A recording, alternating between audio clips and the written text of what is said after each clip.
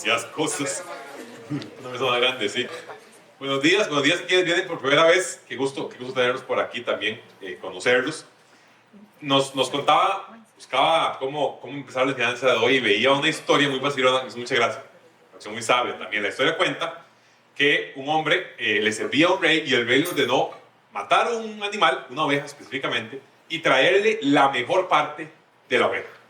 Lo que él considerara era la mejor parte de la oveja. Entonces fue ese sabio y en efecto fue y mató a la oveja, la destazó, hizo todo lo que correspondía y le llevó al rey la mejor parte de la oveja. Y le llevó la lengua y el corazón. ¿Listo? Pasa el rato y le dice al rey, bueno, hagamos lo mismo, pero tráigame la peor parte de la oveja. Entonces él se preparó, fue, agarró la oveja, la destazó, la partió en pedacitos y le llevó al rey la lengua y el corazón. El rey ahí se da cuenta de que hay algo que está tratando de entender más que solo un tema culinario, y al final de cuentas la moraleja de la historia era que la lengua y el corazón de un ser humano, era lo que le estaba tratando de decir el sabio, pueden llegar a ser la mejor parte de ese ser humano, pero a su vez pueden ser la peor parte de ese ser humano. Hoy vamos a hablar de palabras y oraciones. Señor, gracias por este día que nos das, oramos por esta enseñanza. Padre, lo ponemos en tus manos, te pedimos que nos transformes por medio de la exposición de tu palabra, de la revelación de tu palabra y, Señor, de la iluminación de tu Espíritu Santo que nos guía. En el nombre de Jesús oramos. Amén. Si usted no ha estado con nosotros por las últimas semanas, permítame contarle lo que hemos venido viendo. Usted tiene una hojita aquí, todo el mundo tiene hojita, que habla de que hoy estamos en sección 10. Se llama de oraciones y oraciones. Ya vamos a ver por qué un nombre tan raro como el que usaría Miguel de Cervantes en un capítulo de Don Quijote.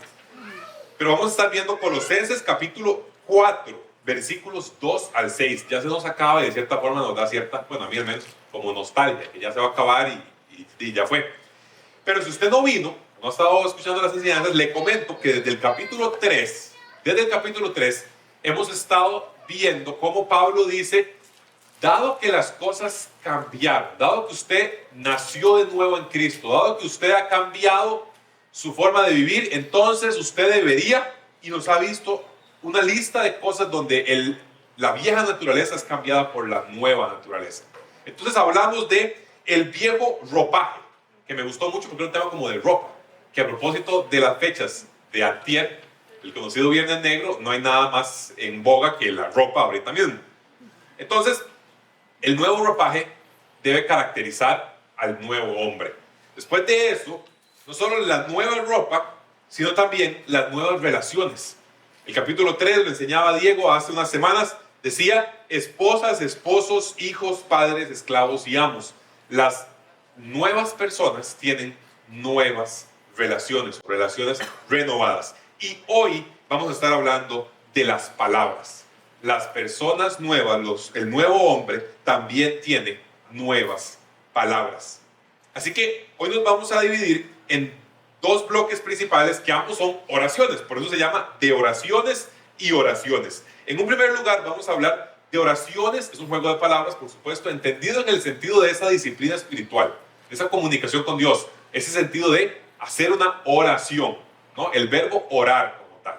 Y el segundo bloque de hoy, si a usted le gusta tomar notas, el segundo bloque tiene que ver con oraciones en el sentido lingüístico.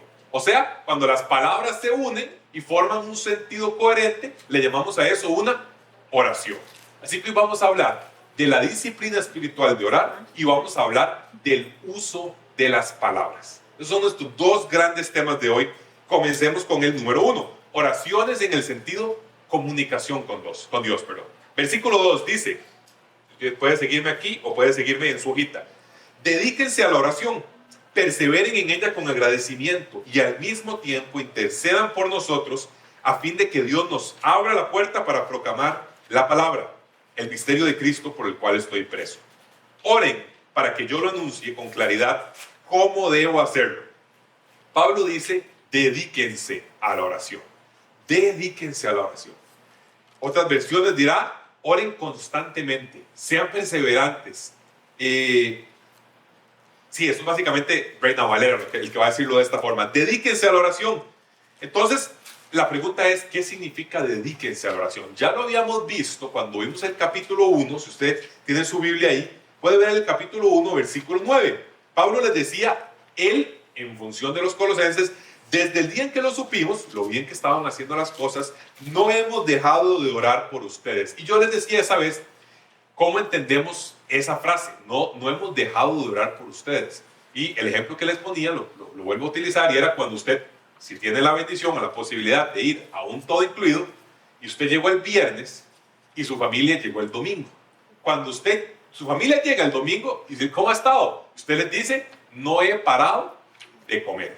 Porque eso es lo que usted hace en un todo incluido. Comer hasta que se revienta.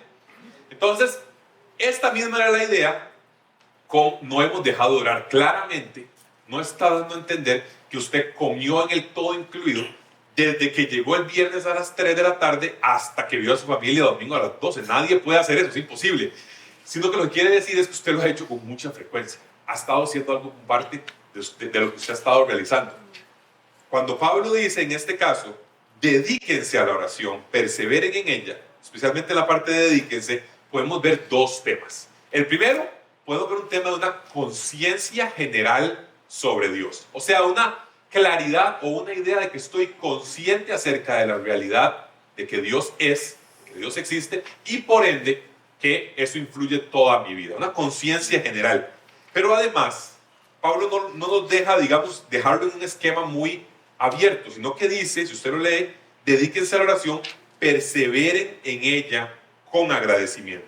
O sea que Pablo sí como que nos fuerza a decir, no podés dejarlo tan sencillo como es, no, yo tengo una idea general de que Dios está por ahí, sino que tenés que ir a un tema de perseverancia, de diligencia. Así que hablaremos de dos subtemas en relación con oraciones en el sentido de la comunicación con Dios. Primero vamos a hablar de conciencia general y segundo vamos a hablar de esfuerzo y diligencia. En primer lugar, conciencia general me hace pensar en esas oraciones rápidas.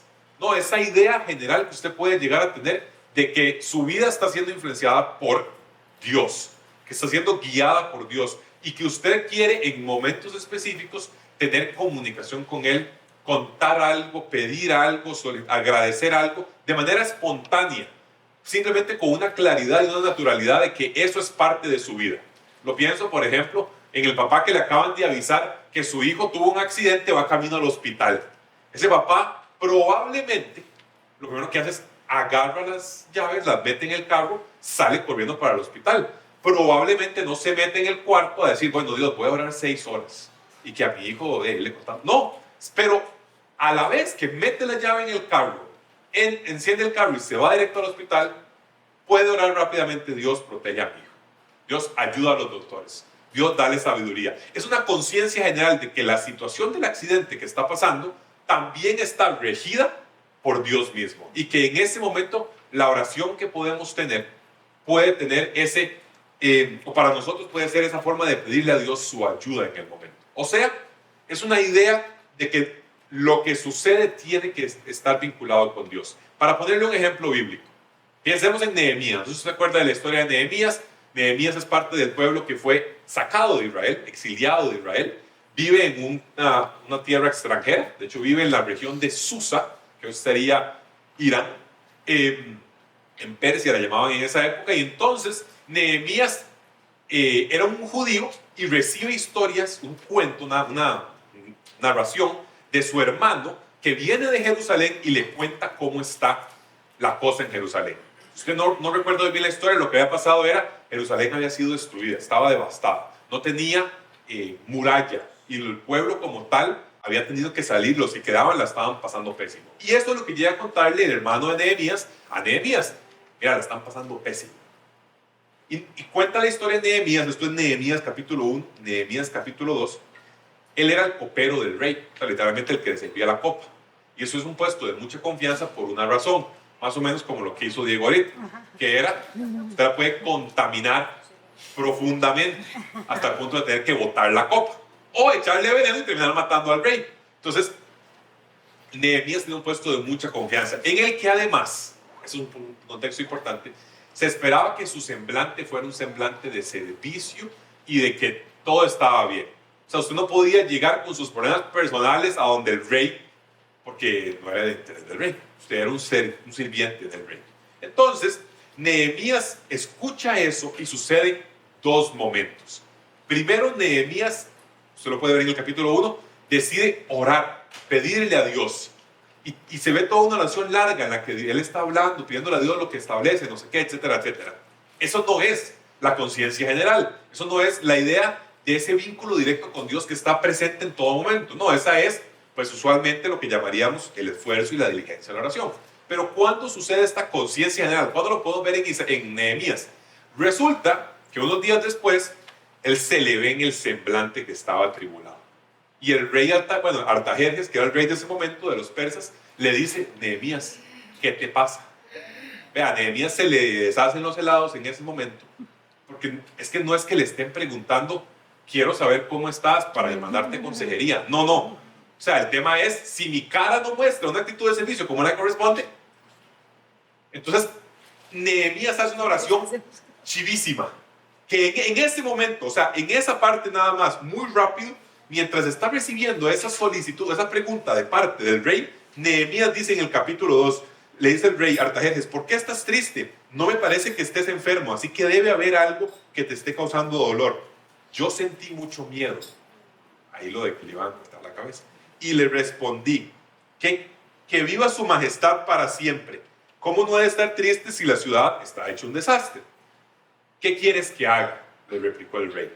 Encomendándome al Dios del cielo, le respondí. Esa conciencia de que Dios está presente en todo lo que hacemos. Nehemías no le dijo: suave, Artajerjes, usted me puede dar 3 días. Es que voy a ir a arrodillarme y a meterme en el cuarto y en 3 días vuelvo. No, eso tiene que haber sido un ay Dios. Y va. Tenía 1 segundo, 2 segundos de tiempo. La conciencia general es una realidad de que todo lo que sucede está regido por Dios, y en todo lo que sucede la ayuda de Dios es necesaria para nosotros. Ese es entonces el primer punto de conciencia general. El segundo se refiere a lo que había hecho Nehemías antes de eso. Nehemías se había mantenido en oración por tiempo.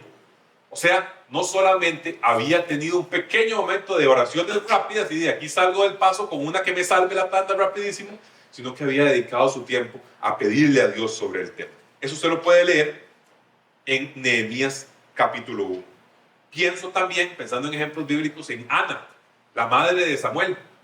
No podía tener hijos, y entonces su contrincante, la otra esposa de su esposo, eran tiempos de antes, sí podía tener hijos y la trataba mal.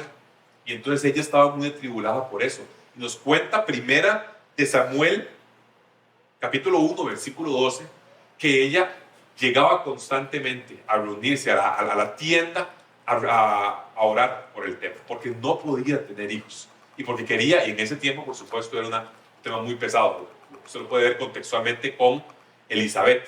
Cuando Elizabeth llega al ángel, ¿verdad? Gabriel le dice que va a tener un hijo, a Juan el Bautista. Ella, ¿qué dice? Después de todo dice: el Señor ha quitado mi afrenta delante de los hombres. Era un tema de vergüenza para las mujeres en ese momento. No tiene por qué serlo. Era un tema social. Pero lo cierto al final de cuentas, es que Ana rogaba constantemente, al punto de que hablaba tanto que Elí, el sacerdote del momento, pensó que estaba borracha y la reprendió por estar ahí tanto tiempo. Eso es diligencia y esfuerzo en la oración. Eso es cuando nosotros nos dedicamos a orar por un tema. Usualmente dejo la parte de aplicación hacia el final, pero me pareció muy bonito porque hoy tuvimos este tiempo de oración, y a veces, cuando no tenemos estos espacios, cierto tiempo, tal vez se puede sentir un poquito separado, o a veces uno no sabe exactamente qué está pasando en la vida y en la realidad de todas las personas. Pero cuando tenemos un espacio para orar, usualmente, a menos de que sea un tema de pecado que usted tal vez prefiere comentar con 1 o 2 personas en separado, pero usualmente usted saca ¿qué? Lo que está en lo más profundo del corazón, y usted dice: yo quiero orar por esto, y yo quiero que todos me acompañen a orar por esto, porque es mi pena más profunda. Pensando en eso, durante la semana tal vez me faltaba un poquito el ejemplo, y viéndolo ahorita, lo que pensaba era: qué importante la frecuencia en la oración, y qué importante el que nos podamos realmente dedicar, como dice el versículo 2, a esos temas por los cuales queremos luchar, o a esos temas por los cuales queremos pedirle a Dios que Él esté que Él esté metiendo mano ahí en todo lo que podamos. Que no sea solamente que nosotros hagamos una oración rápida. Digamos, Dios, sí, bueno, por Luis. Si es que se puede algo, por Luis. Y ya. Y Luis. Y eso es todo. Sino que podamos realmente orar por esos temas. Solo parece, perdón, hablamos entonces de conciencia general, hablamos de dedicación en la oración. Parece que de este versículo 2 no podemos salirnos sin ambas. El perseveren en ella nos obliga al tema de la dedicación y el esfuerzo. Y el dedicarnos a la oración en un contexto del día a día, nadie aquí pasa todo su día orando. Es imposible. Hay que trabajar, hay que dormir, hay que comer. O sea, no se puede, no es viable. Pero sí nos puede llevar a esa conciencia. Y eso se hace cuando tenemos una claridad de que Dios está realmente en todo lo que hacemos. ¿Por qué cosas oramos? ¿Por qué situaciones ameritan que oremos y cuáles no? O sea, hay algo que diga la Biblia como no, por eso no ore. O por cuáles cosas sí podemos orar. Si usted tiene su Biblia, puede abrirla y acompañarme a hacer una caminata por los salmos. Los salmos fuertemente emocionales, llenos de esa realidad de personas que en diferentes momentos clamaron al Señor, oraron, rogaron por algo. Quisiera que usted me acompañe junto con su Biblia, ojalá, a poder ver esto. Dios nos pidió, Dios nos muestra cómo podemos orar por alegría y regocijo. Salmo 21 dice: en tu fuerza, Señor, se regocija el rey. Cuánto se alegra en tus victorias. Le has concedido lo que su corazón desea. No le has negado lo que sus labios piden. Podemos orar cuando estamos gozosos. Podemos alabar a Dios. Podemos decir, estamos, en este momento nos regocijamos. Es algo donde podemos comunicar a Dios. Estamos contentos. Alegría y regocijo. Salmo 21. Podemos orar por arrepentimiento. Cuando hemos pecado, es un momento válido para orar también, de acuerdo con la Biblia. Salmo 51. David, cuando el profeta Natán fue a verlo por haber cometido adulterio con Betsabé: ten compasión de mí, oh Dios, conforme a tu gran amor, conforme a tu inmensa bondad, borra mis transgresiones, lávame de toda mi maldad, límpiame de mi pecado. Podemos orar por lo que vemos en la sociedad. Cuando usted ve cosas en la sociedad de hoy en día y usted dice, ¿cómo es que eso está pasando? O sea, no lo puedo creer, eso en serio es o sea, eso es una realidad. Salmo 36. Dice el pecador: ser impío lo llevo en el corazón. No hay temor de Dios delante de sus ojos. Cree que merece alabanzas y no haya aborrecible su pecado. Sus palabras son inicuas y engañosas. Ha perdido el buen juicio, la capacidad de hacer el bien. Vemos ejemplos en este caso de David diciendo lo que veo. O sea, simplemente la realidad que estoy viendo es de absoluto pecado. O sea, es algo que me sorprende, que me choca, que me cuesta entender cómo es eso posible. Podemos también ser transparentes con Dios y mostrarle lo que hemos sentido, lo que hemos estado viendo. Muchas veces hay momentos en los que queremos como esconderle a Dios algo, como que realmente fuera eso posible. Pero podemos ser transparentes con Dios en el sentido como lo hace el Salmo 73. Dice Asaf: cuán bueno es Dios con Israel. Yo estuve a punto de caer y poco me faltó para que resbalara. Sentí envidia de los arrogantes al ver la prosperidad de los malvados. O sea, él le revela y le dice a Dios: Dios, la verdad es que, pucha, fui como una res, o sea, fui como una vaca. Yo veía a los que les iba bien y yo decía, ellos no siguen a Dios, ¿por qué les está yendo bien? Yo debería irme para ese lado. Este de paso es mi salmo favorito. Todas las 150 salmos, el 73 es porque yo soy una res. Esa es la definición básica de por qué el 73 es mi favorito. Pero lo que dice él es que lo dice plenamente. Dice, debía haber sido, estamos en el 73. Le dice Dios: para ti debía haber sido como una bestia. Me porté contigo como una bestia. Se me afligía el corazón por mi necedad e ignorancia, pero yo siempre estoy contigo, pues tú me sostienes de la mano derecha. ¿Sabe qué es lo que veo? Autenticidad, integridad en la relación con Dios, en la comunicación. Recuerde que uno de los valores de Nexo, que por ahí en algún lado estará, es la integridad. Y la hablamos, por supuesto, respecto de quiénes somos y mostrarnos íntegros y auténticos respecto de las personas. Pero cuánto más importante es mostrarse íntegro y auténtico respecto de Dios, que ya de por sí lo sabe. No es como que sea algo nuevo, como le diga, si no me lo hubiera dicho, a mí se me había ido. Yo estaba en el partido de la CL. Y como estamos tan mal, yo dije, no, mejor voy a ver qué oraciones hay. No, así no funciona. Salmo 73. Podemos orar a Dios por auxilio. Salmo 70. Apresúrate, oh Dios, a rescatarme. Apresúrate, Señor, a socorrerme. Que sean avergonzados y confundidos los que procuran matarme. Si no hay un salmo de auxilio como ese, puede buscar el que usted guste. Salmo 111. Salmo 111 podemos alabar a Dios a través de nuestra oración, con nuestras palabras. Salmo 111, aleluya, alabado sea el Señor. Alabaré al Señor con todo el corazón, en la asamblea en compañía de los rectos. Grandes son las obras del Señor. Podemos orar para recordar lo que Dios ha hecho, simplemente para traer a nuestra memoria cosas que Dios ha hecho. Salmo 114, cuando Israel, el pueblo de Jacob, salió de Egipto, de un pueblo extraño, Judá se convirtió en el santuario de Dios. Israel llegó a ser su dominio. Claramente, un israelita recordando lo que para ellos era uno de los momentos, sino el más trascendental de su vida o de su historia como nación, que es la salida de Egipto. Claramente usted no tiene que recordar, no sé, Juan Santa María, no sé qué tanto nos genere, pero puede recordar su vida personal. Hay que recordar que en Israel la cultura y el elemento nacional está muy vinculado con el elemento personal, muchísimo más de lo que puede estar en nuestro país hoy en día. Así que la historia personal puede ser esencial en ese caso. Podemos orar a Dios para dar gracias. Salmo 136. Den gracias al Señor porque Él es bueno. Su gran amor perdura para siempre. Den gracias al Dios de dioses. Su gran amor perdura para siempre. Podemos orar a Dios para recordar nuestra perspectiva como seres humanos. ¿Quién es el creador? ¿Quién es el creado? Salmo 8. En el Salmo 8 dice, este es el versículo 3, siempre lo he leído desde el principio, este es el 3. Cuando contemplo tus cielos, obra de tus dedos, la luna y las estrellas que allí fijaste, me pregunto, ¿qué es el hombre para que en él pienses? ¿Qué es el ser humano para que lo tomes en cuenta? Otra versión dirá, ¿qué es el hombre para que te acuerdes de él?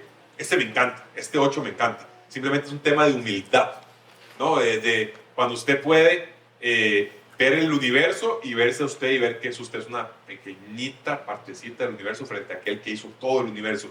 Podemos orar para derramar a Dios nuestro corazón con integridad. Este me encanta porque este es usualmente una oración casi prohibida. Esta es casi prohibida en las congregaciones. Usted ante Dios debe llegar a presentarse fuerte y listo. Ve al 13.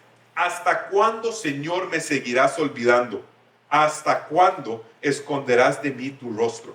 ¿Hasta cuándo he de estar angustiado y he de sufrir cada día en mi corazón? Ese es transparentísimo. Casi un reclamo a Dios. Casi. Parece como que usted está diciendo, Dios, suave, mordámonos porque aquí no está. No.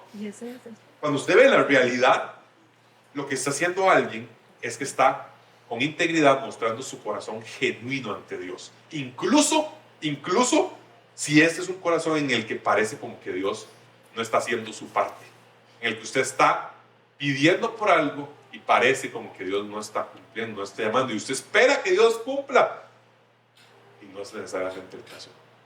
Así que cuando usted parece que va a desfallecer, Salmo 13, el nuevo hombre tiene nuevas oraciones, en el sentido de esa disciplina espiritual. Parte de lo que vemos es que sus relaciones son transformadas, su vida es transformada, también sus oraciones son transformadas. Y puede orar a la luz de todos estos salmos. La Biblia nos enseña que podemos orar por básicamente lo que usted quiera. Solo hay una prohibición en el texto bíblico. El único que no puede orar es César. Porque 1 Tesalonicenses 5 dice, oren sin cesar. No oren sin cesar, oren sin cesar. Entonces César es el único que no podrá orar. Mi esposa me advirtió de no hacer ese chiste durante la semana. Y yo claramente obvié semejante referencia porque estaba demasiado bueno. Tengo que decir que aquí está apuntado y cuando lo apunté me reí. O sea, dije, uy, man, qué buen momento. Dice el 2, perseveren en la oración con agradecimiento. Con agradecimiento. Así que al final de la actividad, de la enseñanza de hoy, vamos a tener una actividad en el cual, si usted le da vuelta a su hojita, usted puede ver, hay 4 preguntas. Vamos a hacer una actividad de agarrar la Biblia y realmente comenzar a buscar textos para entender ¿cuál puede ser el contenido de ese con agradecimiento? ¿O por qué hay agradecimiento? ¿Qué cosas nos dice la Biblia que debemos agradecer de acuerdo con el texto bíblico? Recuerde, aquí estamos intentando, usted nos ha visto, agarrar el texto y darle por semanas. La intención es que no seamos solo espectadores, sino que seamos gente que mete las manos en la masa y también dice, yo quiero hacer eso, de investigar el texto, de indagar el texto. Porque si no, lo que tenemos es 50 personas calentando sillas, escuchando ciertas cosas, pero la vivencia del texto bíblico es para todos los días, no un domingo cada 15. Cuando venimos aquí a escuchar a Diego hacerlo muy bien o a escucharlo a mí hacer chistes malos. Con agradecimiento. Versículo 13. Al mismo tiempo, intercedan por nosotros a fin de que Dios nos abra la puerta para proclamar la palabra, el misterio de Cristo por el cual estoy preso. Lo primero que quiero decir es que la palabra interceder, en esa nueva versión internacional, lo que está viendo, no me encanta, no es mi favorita. Lo busqué en Reina Valera 60, Reina Valera contemporánea, Nueva Traducción Viviente, la Biblia de las Américas, Palabra de Dios para todo, ninguna tiene, y en varias versiones en inglés, ninguna tiene la palabra interceder. Me parece una traducción, no sé de dónde, bíblica, gente de bíblica, que son los que hacen Nueva Versión Internacional, se habrán intentado sacar el término, pero a mí me da un sentido, me da un sabor que en nuestro contexto social trae otra serie de contenidos. Entonces, las demás palabras lo que dicen es oren, las demás versiones, oren por nosotros. Y usted está leyendo una traducción viviente, está leyendo contemporánea, está leyendo la Biblia de las Américas, dice oren por nosotros, a fin de que Dios nos abra la puerta, y lo demás es el mismo contenido. Así que, pequeño paréntesis sobre intercedan. Oportunidades para presentar el Evangelio. Eso es lo que está pidiendo Pablo. Que Dios nos abra la puerta para proclamar la palabra. Aquí hay que sacar una sonrisilla. ¿Usted recuerda dónde está Pablo físicamente? Está en la cárcel. Ahora, casa por cárcel. Pero aunque la jaula sea de oro, sigue siendo jaula. Está en arresto domiciliario en Roma. Y entonces es casi irónico que él diga que Dios nos abra la puerta y lo que pida sea no para salir de aquí e irme a Éfeso, sino para proclamar la palabra. Parece que Pablo tiene mucha claridad de que incluso sus prisiones han servido para proclamar la palabra. En esos tiempos a la gente los encadenaban a un soldado, ¿cómo se llamaban los romanos? A un centurión, gracias. Los encadenaban. Entonces, la persona estaba encadenada a un centurión. Vea, esos centuriones, conociendo a Pablo, no era Pablo el que estaba encadenado al centurión. El centurión estaba encadenado a Pablo, porque Pablo seguro le tiraba y le tiraba y le tiraba y le tiraba palabra todo el día, hasta el punto de que en Filipenses 1 Pablo dice, en toda la guardia real se llegó a saber por qué es que yo estoy aquí preso. La gente sabe que yo estoy preso por proclamar la palabra de Cristo, el mensaje de Cristo. O sea, yo le digo seriamente, el centurión era el que era como, ya me convertí ya 3 veces, ya toda mi familia, ya. Pero no, ya fuera de broma, realmente habla de alguien que está con un sentido de misión brutal. O sea, está encerrado y lo que dice es, oren para que haya chance de compartir el Evangelio. Está encerrado, encadenado, y lo que hace es decir, y aquí todo el mundo sabe por qué yo estoy encadenado. Eso algunos pastores lo llaman, no hemos tanto el concepto, es pastor gringo, mentalidad de guerra o de tiempos de guerra. A nosotros no nos dice mucho, porque tal vez nosotros la guerra no somos tan vinculados, pero llámele mentalidad de urgencia, mentalidad no sé, de pandemia, mentalidad, como que todo está enfocado en lograr un objetivo. Y esa es la realidad de lo que vemos en Pablo. Pablo dice, Dios nos abre la puerta para proclamar el misterio de Cristo. Ese misterio de Cristo no es nada más que el que ya él expuso en Colosenses 1, versículo 27. A estos, a los gentiles, Dios se propuso dar a conocer cuál es la gloriosa riqueza de este misterio entre las naciones. Cristo en ustedes, Cristo en los gentiles. El misterio que había estado escondido durante todo el tiempo del Antiguo Testamento, en el Nuevo Testamento, es revelado. Que Cristo, que Dios, no solamente es un pueblo, que estaba disponible para todas las naciones. Por eso le llama la esperanza de gloria. Cristo en ustedes. Pero no, Pablo no solo dice que está ahí por proclamar la palabra, sino que dice, oren para que yo lo anuncie con claridad como debo hacerlo. Y aquí la pregunta es, ¿qué es lo que Pablo estaría anunciando con claridad? Sin duda, el Evangelio de Cristo. Y quisiera hacer una pausa y quisiera que usted tome un segundo y en su cabeza o en lápiz diga, usted escriba o piense, ¿cómo explicaría usted a alguien? ¿Cómo anunciaría con claridad la palabra, el misterio de Cristo? ¿Cómo lo haría? 30 segundos en su cabeza o en papel para que usted diga, yo le diría a esa persona, 30 segundos.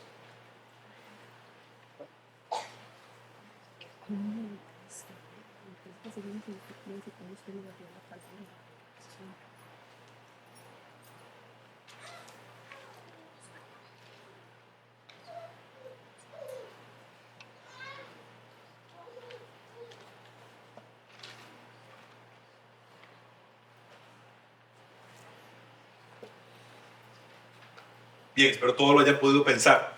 Permítame mi pensamiento, lo que estaba en mi cabeza. Que hay un Dios que existe, que es santo, separado de todo el pecado, y a la vez es justo y a la vez es amoroso. Y que los seres humanos entonces no estamos por naturaleza bien con Dios. No nacemos y decimos, sí, Dios y yo estamos bien porque yo soy una buena persona, sino que por naturaleza estamos separados de ese Dios santo, justo, amoroso.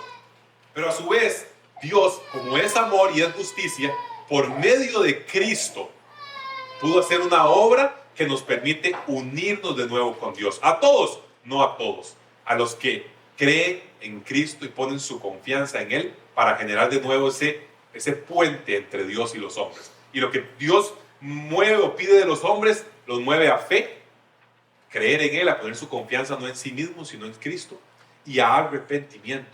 O sea, a dejar atrás sus obras pasadas, las obras que eran regidas por la naturaleza pecaminosa. El nuevo hombre agradece, le cuenta a Dios, alaba, se confiesa, muestra su regocijo, habla de lo que ve en la sociedad, se arrepiente, tiene perspectiva de la grandeza de Dios y respecto de su propio tamaño, y lo hace con su lengua y con su corazón.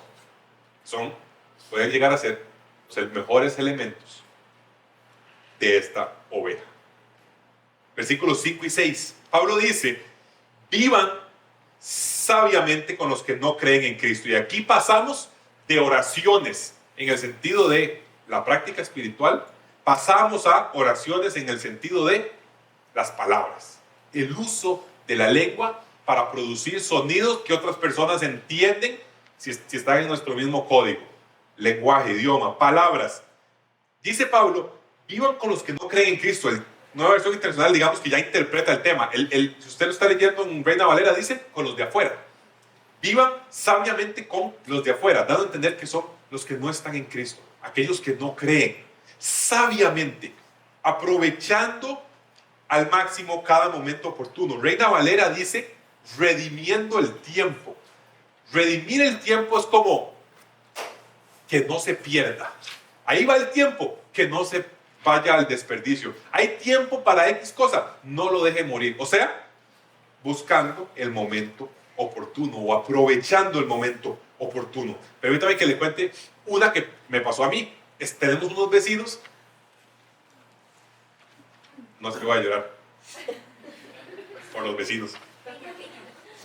Tenemos unos vecinos y me da la sensación de que ellos en algún momento se congregaron en algún lugar, pero hoy claramente no lo hacen. Estábamos conversando con gente, tal vez nos llevarán una década, Paula, a mí más o menos. Ya tiene un hijo y todo. Y entonces, estamos conversando con ellos y sale ese tema, como de que en algún momento se congregaban, pero que ya no, porque lo hablan en pasado. Y me da la sensación, sin conocerlos demasiado, pues tal vez puede ser que haya habido simplemente una afiliación religiosa, pero no realmente un cambio de vida. Recuerde, no todo el que pone un pie en una congregación cristiana es un hijo de Dios nacido de nuevo. Para estar aquí solo hay que venir, agarrar un carro, montarse, llegar, sentarse aquí y venir. Eso es todo.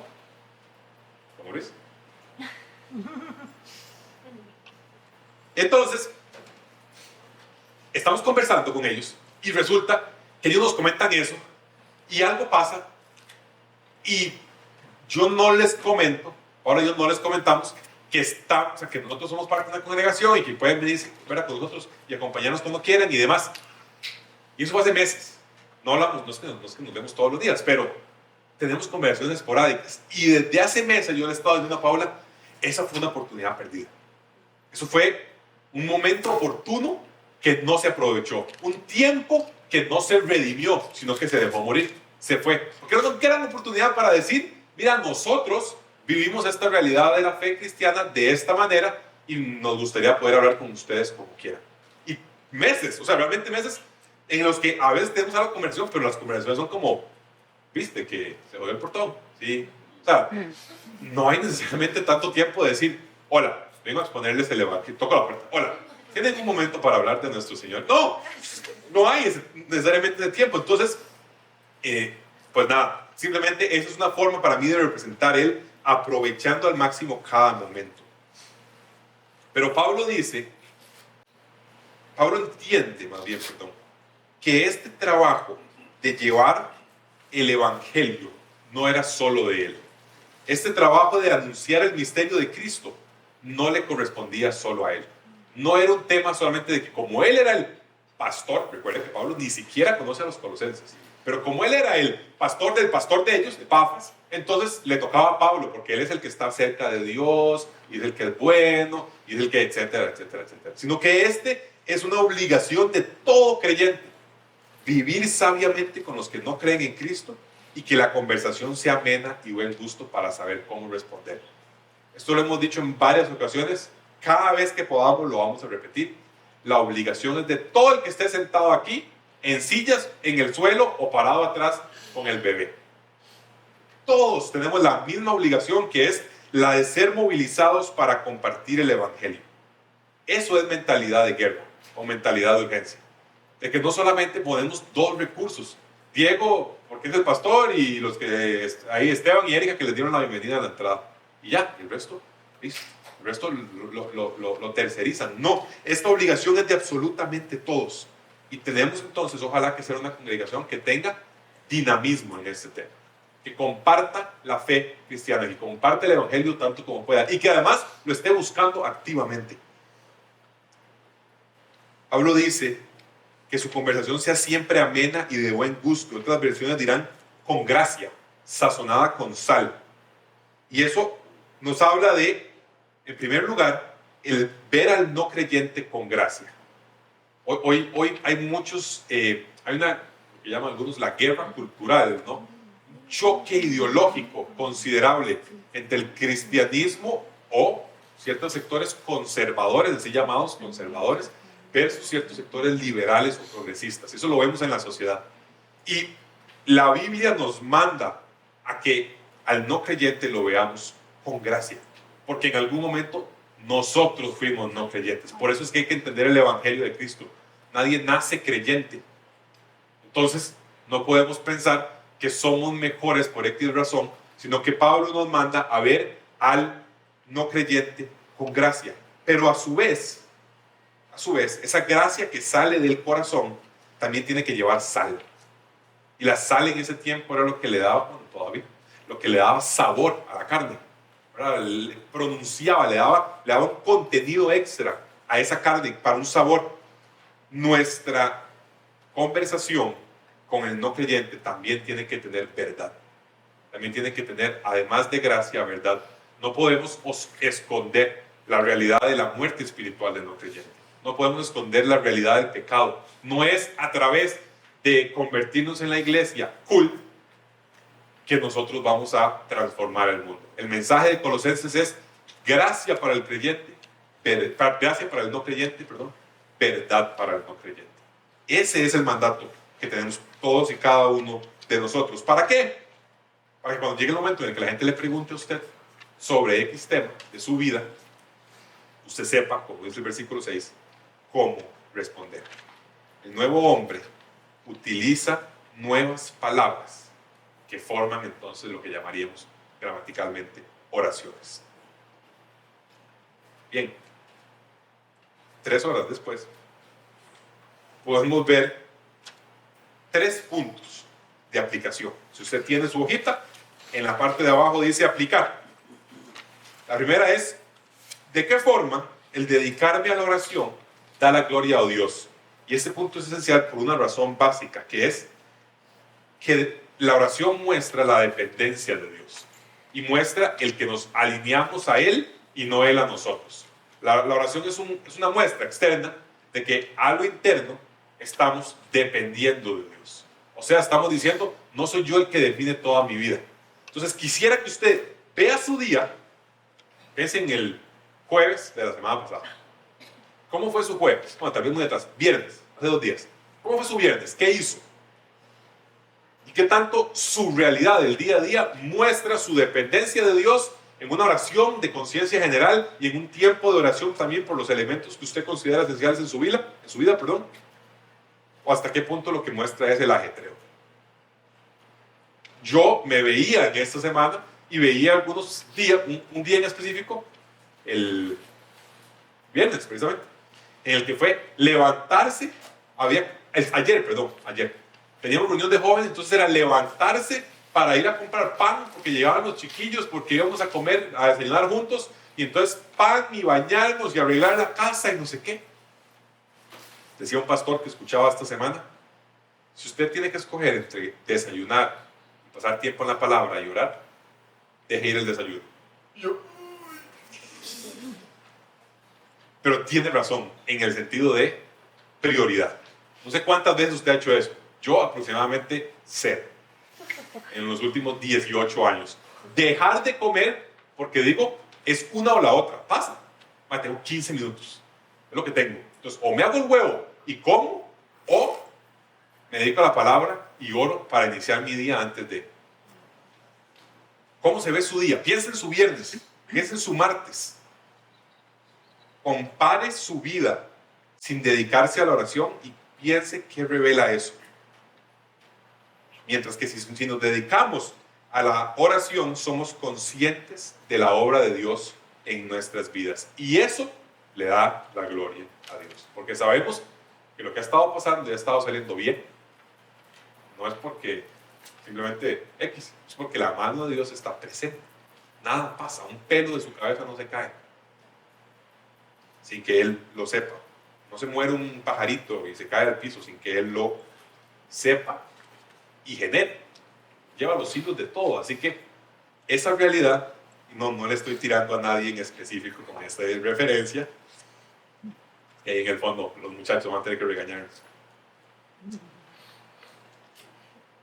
Si nos dedicamos a ser conscientes de la obra de Dios, daremos gloria a Él con agradecimiento. De lo contrario, se nos va. Y sí, nada más sucedió. Y yo no me di cuenta de todas las cosas que pasaron. Mira, wow. Por eso, perseveren con agradecimiento en oración. Número 2. ¿Cómo puedo contribuir a difundir el Evangelio de Cristo?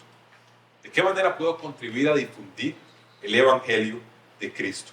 Recordatorio es una tarea de todos. Esta debe ser, ojalá, que Comunidad Nexo sea conocida por una comunidad movilizada a compartir el Evangelio con claridad. O sea, que es una comunidad que no solo lo hace, sino que lo hace con claridad. O sea, dice las cosas correctas, conoce, comprende, cuando entiende el Evangelio, lo puede comunicar, lo practica, ora para que Dios sea quien guíe también esos procesos y abra oportunidades. Ojalá seamos conocidos por una comunidad misional, no una comunidad para que lo más importante es cuánta gente logra estar aquí. Lo más importante es cuánta gente logra irse de aquí. Aquí no hay ninguna intención de que esto se convierta en un imperio y que haya que alquilar todo el hotel. No nos interesa convertirnos en un imperio, todo es un tema de marca. Es un tema de movilización para la palabra. Entre más gente venga y más gente se vaya a llevar la palabra, mejor estamos en el trabajo. Entre más gente solo venga y se quede aquí, no se mueva y no haya salida, no estamos como comunidad siendo misionales. Recuerde que nuestra misión en Nexo es compartir el Evangelio. Parte de eso es compartir el Evangelio. Así que sintámonos todos movidos hacia eso. Y si no, además de hacerlo nosotros, es una responsabilidad personal. Apoyemos a quienes tienen ministerios de alcance, de evangelismo o de misiones. Apóyelos. ¿Y cómo los puede apoyar? Ore por ellos, como pide Pablo en el versículo 3 y 4. Ore por esas personas. Conózcalas, sepa quiénes son. Ore por ellos. Pero además, dé económicamente. Anexo, no, a esas personas. Dé, apoye económicamente. Ojalá, estamos en noviembre, casi final de año. Su propósito de 2024 sea: vamos a incrementar nuestra salida de dinero hacia personas que están llevando el evangelio a otras personas. Eso va a incrementar. Vamos a verlo en nuestras finanzas y vamos a decir: vamos a dejar de comer comida rápida un fin de semana y vamos a dar a esta persona, a este ministerio, a la gente que está en la calle, a la gente que está en otros países o en otras zonas de este país llevando la palabra de Dios. Ojalá su propósito de 2024 involucre dar económicamente, sí, la billetera donde duele. Ojalá sus finanzas se vean influenciadas, no decir afectadas, influenciadas para apoyar a esas personas. Y por último, de acá a Dios primero saldrá eventualmente una persona que diga: yo voy a ser esa persona que va y que lleva el mensaje, y voy para tal comunidad dentro de este país, o voy a hacer misión transcultural y voy a salirme a conocer una cultura diferente y voy a requerir el apoyo en oración y en plata de esta comunidad. Ojalá pronto tengamos a alguien que diga: yo, Señor, como decía Isaías, perdón, envíame a mí, heme aquí, envíame a mí. Reto para estos días, si usted no lo ha apuntado, apúntese esto. Reto: ore a Dios por oportunidades para compartir el evangelio con claridad como debemos hacerlo. Ore a Dios por oportunidades, primero y siempre en su familia. Ore por oportunidades. Ore por que Dios ablande el corazón de las personas, los haga ver la gloria de Dios en el rostro de Cristo, como dice 2 Corintios. Ore por tus oportunidades en el trabajo. El trabajo es un lugar hasta las tapas de no creyentes. O sea, pero así pululan. Un gran lugar para compartir. Y esto aplica para el agricultor, aplica para el chofer de bus, aplica para el médico, aplica para el ingeniero, aplica para la maestra, o sea, aplica para todo lado. No hay nadie que tenga un trabajo que esté exento, no es que su trabajo sea, no sé, irse a subir a una montaña y estar solo todo el día ahí. Si no, usted compárese con personas, ore a Dios por oportunidades. Y además, hace poco llevábamos un taller con un pastor estadounidense, donde decía algo muy interesante: sea intencional en producir oportunidades. ¿Qué me refiero con esto? ¿Cuántas veces en las últimas semanas usted ha podido llegar a alguien a decirle: ahora, le voy a explicar el evangelio de Cristo? Cero en las últimas, ¿verdad? Probablemente. A la gran mayoría. Llegar así de cero. No ha habido conversación previa, no ha habido nada de fondo, nada más. Hola Nelson, ¿cómo estás? Mucho gusto. Bueno, yo le voy a explicar el evangelio de Cristo. Poco común. Primero, porque a la sociedad actual no le importa. Ya ni siquiera es desconocimiento. La característica de la sociedad actual se llama apatía. No importa si es verdad o no es verdad. No, ya, esa hora ya pasó. Déjelo ir. Entonces nadie va a hacer conversaciones profundas. ¿De qué habla usted? Hey, ¿cómo está tu familia? ¿Viste el partido? Uy, sí, que fue perdido la liga ayer. Bueno, está bien. Y eso es, básicamente. Y esas son tus conversaciones. Eso es todo. ¿Verdad? Hacemos conversación de elevador. La gran mayoría de conversaciones que tenemos son conversaciones de elevador. ¿Cuándo fue la última vez que yo tuve conversaciones profundas con gente? Muy poco. Entonces, tenemos que ser hábiles en propiciar situaciones.